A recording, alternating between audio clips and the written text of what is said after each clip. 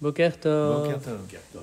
Hier, nous avons cité le verset de la Sidra de Noach en rapport avec l'Haftara, ce verset où Hachem s'exprime et dit « Velo osif le kalel od et adama » ce qu'on a l'habitude de traduire par « et je ne continuerai pas à maudire encore la terre », mais que nous avons expliqué comme devant signifier « je n'aurai plus à maudire encore la terre ». Alors aujourd'hui, il nous faut voir deux points.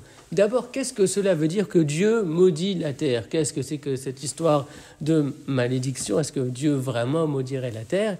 Et deuxième point, c'est comment faire intégrer cette idée « je n'aurai plus à maudire la terre » avec la suite du verset où il est dit, et là je cite le verset dans son intégralité pour mieux le comprendre, « Velo osif le kalel odet adama » je n'aurai plus à maudire la terre, « Bavour Adam » en faveur de l'homme, « Ki yetzer lev Adam » car le penchant ou l'instinct du cœur de l'homme, ra et mauvais, miné au rave depuis sa jeunesse. Alors là aussi, a priori, on n'y comprend rien. Je relis le verset en français. Je n'aurai plus à maudire encore la terre, et cela en faveur de l'homme, car l'instinct du cœur de l'homme est mauvais depuis sa jeunesse. Mais qu'est-ce que cela veut dire que Dieu ne maudirait plus l'homme, puisque de toute façon, il est mauvais depuis sa jeunesse? C'est vraiment très, très difficile. Alors, premier point, voyons l'histoire de la klala. Klala, c'est une malédiction. Est-ce une traduction exacte? On peut en douter. En tout cas, klala vient de la racine kal. Kal, c'est quelque chose qui est léger. De sorte qu'une kelala, ce serait comme une parole ou un propos, même une pensée, qui considérerait quelque chose comme n'ayant pas de signification, comme étant quelque chose de très léger, c'est-à-dire sans valeur, c'est-à-dire comme quelque chose qui aurait échoué.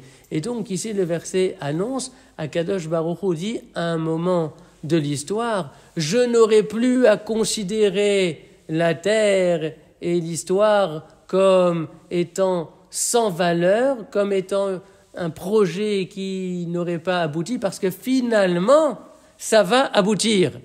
Et le verset continue, qui yetzer lev Adam ra. Et s'il est vrai que l'instinct du cœur de l'homme est mauvais, miné au rave, d'habitude on traduit depuis sa jeunesse, mais on peut également comprendre miné au rave comme étant l'explication de ce cœur mauvais de l'homme.